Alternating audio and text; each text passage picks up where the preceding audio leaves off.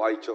2 കൊരിന്ത്യർക്കെഴുതിയ ലേഖനം 5-ാം അധ്യായം 14-15 വാക്യം. ക്രിസ്തുവിന്റെ സ്നേഹം ഞങ്ങളെ നിർബന്ധിക്കുന്നു. എല്ലാവർക്കും വേണ്ടി ഒരുവൻ മരിച്ചിരിക്കെ എല്ലാവരും മരിച്ചു എന്നും, ജീവിക്കുന്നവർ ഇനി തങ്ങൾക്കായിട്ടല്ല തങ്ങൾക്ക് വേണ്ടി മരിച്ച് ഉയർത്തവനായിട്ട് തന്നെ ജീവിക്കേണ്ടതിന് അവൻ എല്ലാവർക്കും വേണ്ടി മരിച്ചുവെന്നും ഞങ്ങൾ നിർണയിച്ചിരിക്കുന്നു. ക്രിസ്തുവിന്റെ സ്നേഹം ഞങ്ങളെ നിർബന്ധിക്കുന്നു. എൻ്റെ പ്രിയപ്പെട്ടവരെ, സഹോദരി സഹോദരന്മാരെ, ദൈവജനമേ, അടുത്ത വാക്ക് എല്ലാവരും ഒന്ന് ചേർന്ന് പറയാവോ? ഇന്നത്തെ ദിവസം അത് പറഞ്ഞില്ല പിന്നെ എപ്പോഴാ പറയുന്നേ? പാസ്റ്റർമാര് പറയാവോ? അടുത്ത വാക്ക് എല്ലാവരും ഒന്ന് ചേർന്ന് പറയാവോ? ജിജി പാസ്റ്റർ മൈക്കിലൂടെ ഒന്ന് പറയാവോ അടുത്ത വാക്ക്? എല്ലാവരും മരിച്ചു എന്നും. അങ്ങനല്ലല്ലോ ഞാൻ പറഞ്ഞത്. ക്രിസ്തുവിന്റെ സ്നേഹം അല്ലല്ല, അതല്ല പറ. ക്രിസ്തുവിന്റെ സ്നേഹം ഞങ്ങളെ നിർബന്ധിക്കുന്നു. അടുത്ത വാക്ക് എല്ലാവരും പറയണം. എല്ലാവർക്കും വേണ്ടി ഒരുവൻ മരിച്ചിരിക്കെ. എല്ലാവർക്കും വേണ്ടി. അതാണ് ഇന്നത്തെ സന്ദേശം. എല്ലാവർക്കും വേണ്ടി ഒരുവൻ മരിച്ചു.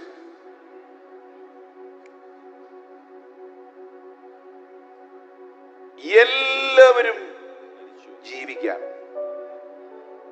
എല്ലാവരും വിടുവിക്കപ്പെടാൻ. അങ്ങനെ മരിച്ച ആരെങ്കിലും ഉണ്ടോ ഈ ലോകത്ത്? രക്തസാക്ഷി മരണങ്ങൾ കൈവരിച്ച ഒരുപാട് മഹാന്മാർ അവരവരുടെ രാഷ്ട്രീയ പ്രസ്ഥാനങ്ങളിലൊക്കെ ഉണ്ട്.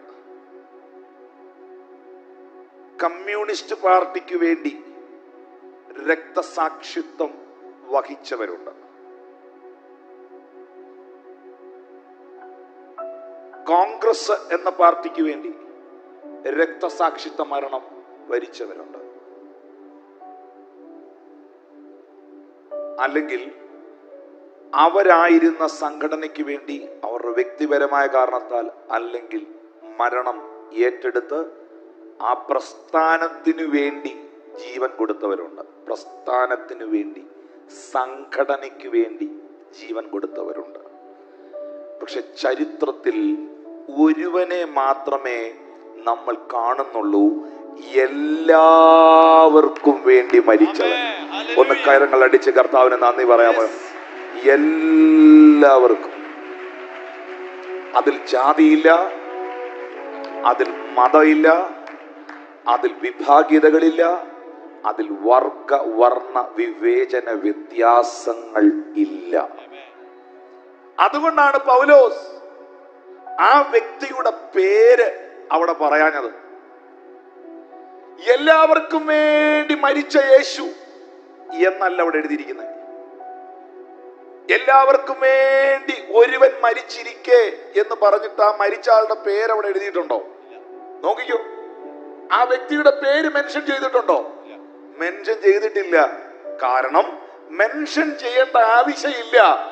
എല്ലാവർക്കും വേണ്ടി മരിച്ചവൻ ഒരുവനേ ഉള്ളൂ. ഈ പന്തലിന്റെ കീഴിൽ ഇരിക്കുന്നവർ ആ നാമത്തെ ഒന്ന് ഉറക്കെ വിളിച്ച് ശബ്ദമുയർത്തി പറഞ്ഞ്, ഈ പന്തലിന്റെ കീഴിൽ ഇരിക്കുന്നവർ, എന്നെ കേൾക്കുന്നവർ ഒന്ന് ശബ്ദമുയർത്തി പറഞ്ഞ്, ഓൺലൈനിൽ ഞങ്ങളെ കാണുന്നവർ നിങ്ങൾ ലൈവ് ചാറ്റിൽ ഒന്ന് ചാറ്റ് ചെയ്തൊന്ന് എഴുതി വിട്ടേ, എല്ലാവർക്കും വേണ്ടി മരിച്ച ഒരുവനേ ഉള്ളൂ. അതുകൊണ്ട് ഇനി ജീവിക്കുന്നവർ താൻ തങ്ങൾക്കായിട്ടല്ല ജീവിക്കേണ്ടത്. തങ്ങൾക്ക് വേണ്ടി കയ്യൊന്ന് നെഞ്ചത്തോട്ട് വെച്ച ഈ ഗുഡ് ഫ്രൈഡേയിൽ എനിക്ക് വേണ്ടി മരിച്ച് ഉയർത്തെഴുന്നേറ്റവനായിട്ട് ജീവിക്കേണ്ടതിന് അവൻ എല്ലാവർക്കും വേണ്ടി മരിച്ചു. Hallelujah, hallelujah. യേശു കർത്താവിന്റെ മരണം ഒരു അപകട മരണമല്ല. ഈ ലോകത്തിൽ ഒത്തിരി മരണങ്ങൾ സംഭവിക്കുന്നുണ്ട്. മരണസംഖ്യ ക്രമാതീതമായി വർദ്ധിക്കുന്നുണ്ട്. മരണം ഒരു യാഥാർത്ഥ്യമാണ്, ഒരു സത്യമാണ്. പക്ഷേ വിവിധ തരത്തിലുള്ള മരണങ്ങൾ നമ്മുടെ ദേശങ്ങളിൽ നടക്കുന്നുണ്ട്. അപകട മരണങ്ങൾ, ആക്സിഡന്റ്, കൊലപാതക മരണങ്ങൾ, സ്വാഭാവിക മരണങ്ങൾ, പ്രായവും വാർദ്ധക്യവും ഒക്കെ ആകുമ്പോൾ സംഭവിക്കുന്ന സ്വാഭാവിക മരണങ്ങൾ, ആത്മഹത്യാ മരണങ്ങൾ, ഇങ്ങനെ രോഗം സംഭവിച്ച് രോഗം പിടിച്ച് രോഗത്താൽ മരിച്ച മരണങ്ങൾ, ഇങ്ങനെ ഒരുപാട് തരത്തിലുള്ള മരണങ്ങൾ സംഭവിക്കുന്നുണ്ട്. എന്നാൽ യേശു കർത്താവിന്റെ മരണം കുലപാതകമായിരുന്നില്ല. യേശു കർത്താവിന്റെ മരണം ആത്മഹത്യ ആയിരുന്നില്ല. യേശു കർത്താവിന്റെ മരണം രോഗം സംഭവിച്ച് മരണമായിരുന്നില്ല. യേശുവിന്റെ മരണം വാർദ്ധക്യ സഹജമായ മരണമായിരുന്നില്ല. യേശുവിന്റെ മരണം പ്രായശ്ചിത്ത മരണമായിരുന്നു. വേദപുസ്തകത്തിൽ ഉടനീളം എടുത്തു പറയുന്ന ഒരു വാക്കാണത്. റോമർക്ക് എഴുതിയ ലേഖനം 3-ാം അധ്യായം 25-ാമത്തെ വാക്യം, വിശ്വസിക്കുന്നവർക്ക് അവൻ തന്റെ രക്തം മൂലം പ്രായശ്ചിത്തമാകുവാൻ ദൈവം അവനെ പരസ്യമായി നിർത്തിയിരിക്കുന്നു. അപ്പോൾ വിശ്വസിക്കുന്നവരെ രക്ഷിക്കുവാൻ, വിശ്വസിക്കുന്നവരെ വിടുവിക്കുവാൻ യേശു കർത്താവ് തന്റെ രക്തം നൽകി പകരമരണം. ഈ പ്രായശ്ചിത്ത മരണം എന്ന് പറഞ്ഞാൽ അതിന്റെ അർത്ഥം പകരമരണം എന്നാണ്. കൈ കൊടുത്ത് പറഞ്ഞേ, പകരമരണം. Hallelujah, hallelujah. ഇത് റോമർക്ക് എഴുതിയ ലേഖനം 3-ാം അധ്യായത്തിന്റെ 25-ാമത്തെ വാക്യത്തിൽ തന്റെ രക്തം മൂലം പ്രായശ്ചിത്തമാകാൻ ദൈവം അവനെ പരസ്യമായി നിർത്തിയിരിക്കുന്നു എന്ന് പറയുമ്പോൾ കുറച്ചും കൂടെ ക്ലിയർ ആയിട്ട് യോഹന്നാൻ അപ്പോസ്തലനാണ് ഇത് വ്യക്തമാക്കുന്നത്. 1 യോഹന്നാന്റെ ലേഖനം 2-ാമത്തെ അധ്യായം 1-ാമത്തെ വാക്യം, അവൻ നമ്മുടെ പാപങ്ങൾക്ക് പ്രായശ്ചിത്തമാകുന്നു. ഒന്ന് വായിച്ചേ എല്ലാവരും ചേർന്ന് ആ വാക്യം, എല്ലാവരും ചേർന്ന് വായിച്ചേ. അവൻ നമ്മുടെ പാപങ്ങൾക്ക്, യേശു എന്ന് ചേർത്ത് വായിച്ചേ, യേശു നമ്മുടെ പാപങ്ങൾക്ക് പ്രായശ്ചിത്തമാകുന്നു. നമ്മുടേതിന് മാത്രമല്ല, സർവ്വലോകത്തിന്റെയും പാപത്തിന് തന്നെ. അപ്പൊ പ്രായശ്ചിത്ത മരണം എന്ന് പറഞ്ഞാൽ എന്താ? പകരമരണം. ഏതോ ഒരു സമയത്ത് ഇതിനെക്കുറിച്ച് വലിയ ബോധ്യമോ ഇല്ലാത്തവരും നിരീശ്വരവാദികളും ഒക്കെ പറയുന്ന ഒരു കാര്യമുണ്ട്. നിങ്ങളുടെ ദൈവം യേശു ക്രിസ്തു ഇത്രയും അത്ഭുതങ്ങൾ കാട്ടിയവൻ, ഇത്രയും വീര്യപ്രവർത്തികൾ നടത്തിയവൻ, കടലിന്റെ മുകളിലൂടെ നടന്നവൻ, അന്ധന് കാഴ്ച കൊടുത്തവൻ, ചെകിടന്റെ ചെവിയെ കേൾപ്പിച്ചവൻ, ഊമരെ സംസാരിപ്പിച്ചവൻ, മരിച്ചവരെ ഉയർപ്പിച്ചവൻ, ഇത്രയും വൻ അത്ഭുതങ്ങൾ ചെയ്തവന് ആ മരണത്തിൽ നിന്ന് ക്രൂശിലേക്ക് പിടിച്ചോണ്ട് പോയപ്പോൾ, ഗബദായുടെ കൽത്തളത്തിൽ കെട്ടിയിട്ട് തല്ലിയപ്പോൾ അവനങ്ങ് ഡിസപ്പിയർ ആകാൻ പറ്റിയില്ലേ? അവനെ കൊല്ലുവാൻ ഭാവിച്ചുകൊണ്ട് ഒരകൂട്ടം ആളുകൾ കല്ലും കയ്യിലെടുത്തുകൊണ്ട് ഉയർന്ന മലയിലേക്ക് കൊണ്ടുപോയപ്പോൾ അവരുടെ നടുവിൽ നിന്ന് മാറിപ്പോയി എന്ന് എഴുതിയിരിക്കുന്നേ. പക്ഷെ അതിന്റെ വിവിധ പരിഭാഷകളിൽ അവർക്ക് പിന്നെ അവനെ അവിടെ കാണാൻ കഴിഞ്ഞില്ലെന്നാണ്. ഇത്രയും അത്ഭുതങ്ങൾ ചെയ്ത കർത്താവിന് ഇതൊന്നും അനുഭവിക്കാതെ, ഈ അടി കൊള്ളാതെ, ഈ വേദന എടുക്കാതെ, ഈ മരണം പിടിക്കാതെ രക്ഷപ്പെടാൻ പറ്റിയില്ലേ? രക്ഷപ്പെടാൻ കഴിഞ്ഞില്ലേ? പറയുന്നവൻ ഒരു കാര്യം തിരിച്ചറിയണം, യേശു ക്രൂശിലേക്ക് പോകുന്നത് അവൻ ചെയ്ത അകൃത്യങ്ങൾ നിമിത്തമല്ല, അവൻ ചെയ്ത തെറ്റുകൾ നിമിത്തമല്ല. അതൊരു അപകട മരണം അല്ല ബ്രദറെ, സഹോദരി, അതൊരു ആത്മഹത്യയോ കൊലപാതകമോ അല്ല. നീ ഉദ്ദേശിക്കുന്നത് പോലെ കർത്താവിനെ കൊല്ലാൻ പിടിച്ചുകൊണ്ടുപോയി കൊല്ലുന്ന ഒരു കൊലപാതകമല്ലത്. ആമീൻ. അതൊരു പ്രായശ്ചിത്ത മരണമാണ്. കൊണ്ടുപോയവൻ അതൊരു കൊലപാതകമായിരിക്കാം, പിടിച്ചോണ്ടുപോയവന് കൊല്ലാൻ തന്നെ കൊണ്ടുപോയതായിരിക്കാം, അത് ചെയ്തവൻ അപമാനിക്കാൻ തന്നെ ചെയ്തതായിരിക്കാം. പക്ഷേ അതങ്ങനെ സംഭവിക്കേണ്ടതാണ്. വാഗ്ദത്തങ്ങൾ നിവർത്തിക്കപ്പെടുവാൻ, മാനവകുലം വിടുവിക്കപ്പെടുവാൻ, ഞാനും നിങ്ങളും നീതീകരിക്കപ്പെടുവാൻ, എന്റെയും നിങ്ങളുടെയും ജീവിതം വിടുവിക്കപ്പെടാൻ. എഴുതുകയാണെങ്കിൽ പൗലോസ് എഴുതുന്നോലെ എഴുതണം. പുള്ളിയുടെ കയ്യിൽ പേന കൊടുത്താൽ അത് കൃത്യമായിട്ട് പുള്ളി പറയും. ഈ മരണത്തെ എബ്രായർക്കെഴുതിയ ലേഖനം 2-ാം അധ്യായം 17-ാമത്തെ വാക്യത്തിലേക്ക് വരുമ്പോൾ പൗലോസ് എങ്ങനെയാ വിവരിക്കുന്നതെന്ന് അറിയാമോ? അതുകൊണ്ട് ജനത്തിന്റെ പാപങ്ങൾക്ക്, കണ്ടോ അതിനകത്ത് 1 യോഹന്നാൻ 2:1 അവൻ നമ്മുടെ പാപങ്ങൾക്കെന്ന് രേഖപ്പെടുത്തിയിരിക്കുന്നു. മറ്റ് ഭാഗങ്ങളിൽ അവൻ പ്രായശ്ചിത്ത മരണം കൈവരിച്ചെന്ന് എഴുതിയിരിക്കുന്നു. പക്ഷെ പൗലോസ് കൃത്യമായി പറയുകയാണ്, ജനത്തിന്റെ പാപങ്ങൾക്ക് പ്രായശ്ചിത്തം വരുത്താൻ അവൻ കരുണയുള്ളവനും ദൈവകാര്യത്തിൽ വിശ്വസ്ത മഹാപുരോഹിതനുമാകേണ്ടതിന് സകലത്തിലും തന്റെ സഹോദരന്മാരോട് സദൃശനായി തീരുവാൻ ആവശ്യമായിരുന്നു. ജനത്തിന്റെ പാപങ്ങളുടെ പ്രായശ്ചിത്തമായി ജനത്തിന്റെ പാപത്തെ പരിഹരിക്കാൻ ഞാൻ ഈ പ്രസംഗിച്ചുകൊണ്ടിരിക്കുന്നത് ചെറിയൊരു കാര്യമല്ല. ഇന്ന് ഈ പന്തലിന്റെ കീഴിൽ ഒത്തിരി സൗഖ്യങ്ങൾ നടക്കും. ഇവിടെ നിൽക്കുമ്പോൾ തന്നെ എനിക്ക് ചിലരോട് ദൈവത്തിന്റെ ആത്മാവിൽ ആലോചന പറഞ്ഞാൽ കൊള്ളാമെന്നുണ്ട്, എനിക്ക് നിയോഗമുണ്ട്. പക്ഷെ ഇതൊക്കെ ഇവിടെ നടക്കുന്നതിന് മുമ്പ് ഇവിടെ വന്നിരിക്കുന്ന നീ വചനം കേൾക്കണം. വചനം. ഒരു ബസ്സിനകത്ത് കയറി ഇരിക്കുന്നതിന് മുൻപ് ആ ബസ് എങ്ങോട്ടാ പോകുന്നതെന്ന് അറിയണം. ഒരു ട്രെയിനകത്ത് കയറി ഇരിക്കുന്നതിന് മുൻപ് ആ ട്രെയിൻ എങ്ങോട്ടാ യാത്ര ചെയ്യുന്നതെന്ന് അറിയണം. അല്ലെങ്കിൽ സമയം പോകും, അല്ലെങ്കിൽ നിങ്ങളുടെ കാശ് പോകും. യേശുവിൽ വിശ്വസിച്ച എനിക്ക് എന്താണ് ലഭിച്ചത്? എന്തിനു വേണ്ടിയാണ് യേശു ക്രിസ്തു ക്രൂശിൽ മരിച്ചത്?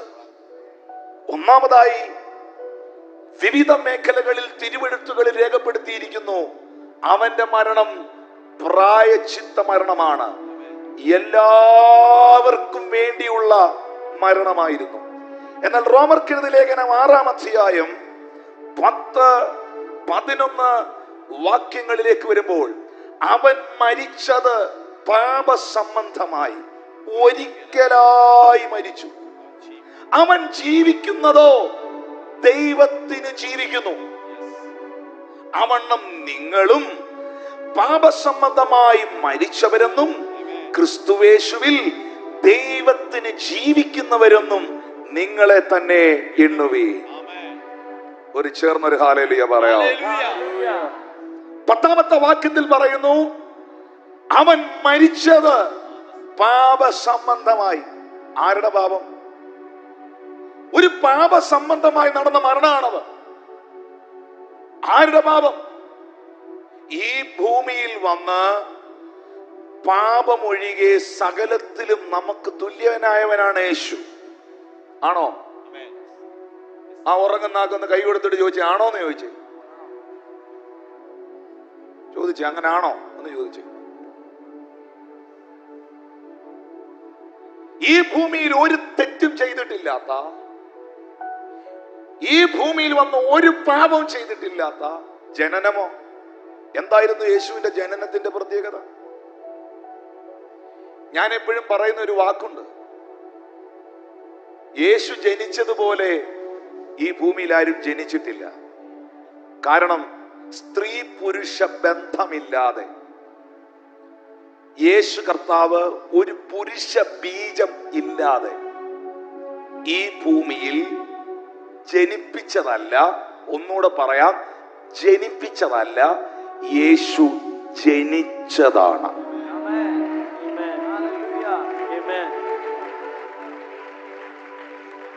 മത്തായിയുടെ സുവിശേഷത്തിൽ അബ്രഹാം ഇസഹാക്കിനെ ജനിപ്പിച്ചു, ഇസഹാക്ക് യാക്കോബിനെ ജനിപ്പിച്ചു, ജനിപ്പിച്ചു ജനിപ്പിച്ചു ജനിപ്പിച്ചു എന്ന് പറഞ്ഞ വംശാവലി വന്ന് നിൽക്കുന്നത് യേശു ജനിച്ചു എന്ന് പറഞ്ഞാണ്.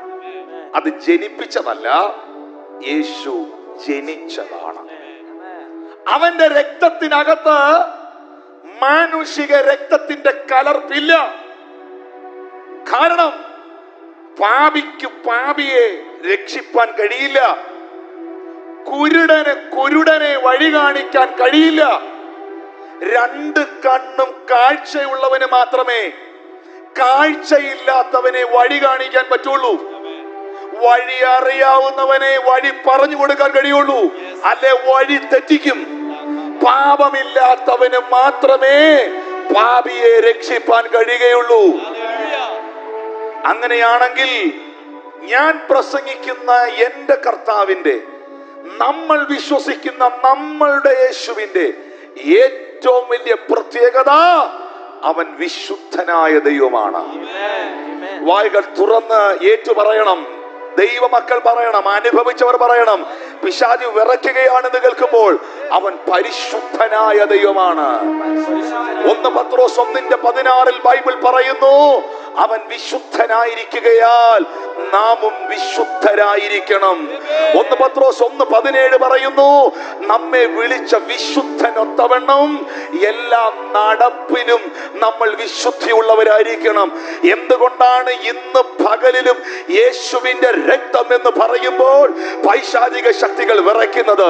നിങ്ങൾ മിണ്ടാതിരിക്കുന്നെങ്കിലും, നിങ്ങൾ വാ തുറക്കാതിരിക്കുന്നെങ്കിലും, നിങ്ങൾ കൈയടിക്കാതിരിക്കുന്നെങ്കിലും, ഈ സ്റ്റേജിൽ നിന്നുകൊണ്ട് ഞാൻ യേശുവിന്റെ രക്തം എന്ന് പറയുമ്പോൾ ഈ ദേശത്തെ ഭരിക്കുന്ന പൈശാചിക ശക്തികൾ തുടങ്ങി പാതാളത്തിനകത്ത് കിടക്കുന്ന അന്ധകാരങ്ങൾ വരെ ഇന്ന് പകൽ മുട്ടിടിക്കുന്നതിന്റെ കാരണം ആ രക്തം പരിശുദ്ധ രക്തമാണ്. ആ രക്തം വിശുദ്ധ രക്തമാണ്. ആ രക്തം അത്ഭുതത്തിന്റെ രക്തമാണ്. ആ രക്തം വീണ്ടെടുത്ത രക്തമാണ്. The precious blood of Jesus. ആരുടെ പാപസംബന്ധമായി അവൻ മരിച്ചു? എന്റെ പാപങ്ങൾക്ക് പരിഹാരമായി അവൻ മരിച്ചു. ഞാൻ മരിക്കേണ്ടടുത്ത് യേശു എനിക്ക് വേണ്ടി മരിച്ചു. ഞാൻ അനുഭവിക്കേണ്ട ശിക്ഷ എന്നിൽ നിന്ന് നീങ്ങാൻ അവൻ എനിക്ക് വേണ്ടി ശിക്ഷ അനുഭവിച്ചു. ഇതാണ് ദൈവമക്കളെ യഥാർത്ഥമായ ക്രിസ്തീയ ജീവിതത്തിന്റെ മൂല്യം, അടിസ്ഥാനം, കൈമാറ്റം എന്ന് പറയുന്നത്. ഇപ്പൊ ഞാൻ ഇവിടെ നിന്നോണ്ട് ആയിരിക്കുന്ന സഹോദരി എഴുന്നേപ്പിച്ച് അവളുടെ ഭർത്താവിന്റെ പേര്, കുടുംബത്തിന്റെ പേര്, അപ്പന്റെ പേര്, മക്കളുടെ പേര്, കുടുംബക്കാരുടെ പേര്, പിന്നെ അവളുടെ വീട്ടുപേര്, നാട്ടുപേര്, ഇതെല്ലാം പറഞ്ഞ് ജോലി, സ്ഥലം, ഡേറ്റ് ഓഫ് ബർത്ത്, ഇത് മുഴുവൻ പറഞ്ഞു കഴിയുമ്പോൾ എന്തോ ഒരു ബഹളം. പിന്നെ അങ്ങോട്ട് പ്രൊഫസൈ, ഗ്ലോറി, എന്തെല്ലാം കാണണം. പിന്നെ ഇവിടെ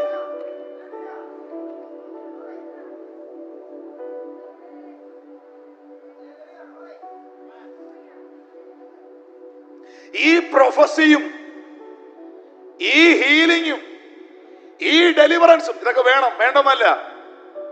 ഇതെല്ലാം ഉണ്ടാകണം, ഇതെല്ലാം നടക്കണം. പക്ഷെ ക്രൂശിൽ നിനക്ക് വേണ്ടി പുത്രൻ ചെയ്തത്, നിനക്ക് വേണ്ടി ദൈവ സൗജന്യമായി ഒരുക്കി വെച്ചത്, നിനക്ക് വേണ്ടി നടപ്പിലാക്കിയത് നിനക്ക് വിശ്വാസത്താൽ സ്വീകരിക്കാൻ കഴിഞ്ഞിട്ടുണ്ടോ?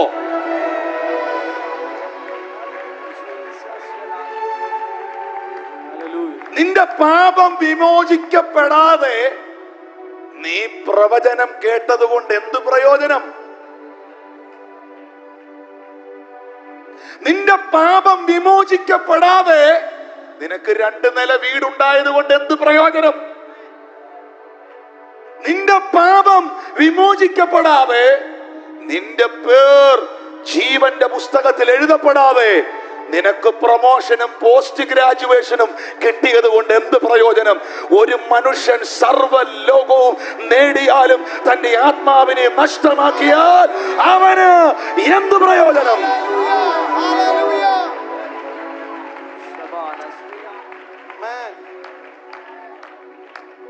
പ്രവചനം ഉണ്ടാവും, ഹീലിംഗും നടക്കും, വിടുതലും സംഭവിക്കും. നമ്മുടെ മിനിസ്ട്രി, ദൈവം നമ്മളെ വിളിച്ചിരിക്കുന്ന ഈ ചർച്ച് 9 കൃപാദാനങ്ങളെ വിശ്വസിക്കുന്ന സഭയാണ്. അത് വെളിപ്പെട്ടു വരുന്നത് കണ്ടിട്ടുള്ളവരും അനുഭവിക്കുന്നവരും ആണ്. ഇവിടെ നിങ്ങൾ കൈയടിച്ചില്ലെങ്കിലും നിങ്ങൾ ആർത്ത് വിളിച്ചില്ലേ കല്ലുകൾ ആർത്ത് വിളിക്കുമെന്ന് പറഞ്ഞുകൊണ്ടാണ് ഒരു MP ഇവിടെ വന്ന് പറഞ്ഞിട്ട് പോയത്. ഒരിക്കലും നടക്കാത്തൊരു കാര്യം നാളെ നടക്കുമെന്ന് പറഞ്ഞു. പറഞ്ഞ ഡേറ്റിൽ പറഞ്ഞ സമയത്ത് നടന്നെന്ന്.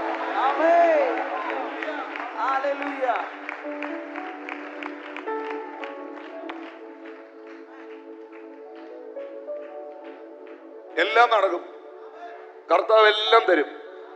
പക്ഷേ